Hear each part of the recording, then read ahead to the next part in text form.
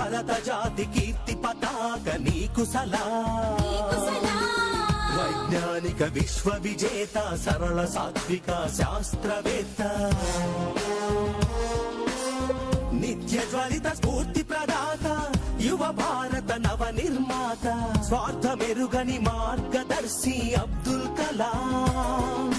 సర్వసత్తాక సార్వభౌమ నీకు సలాం.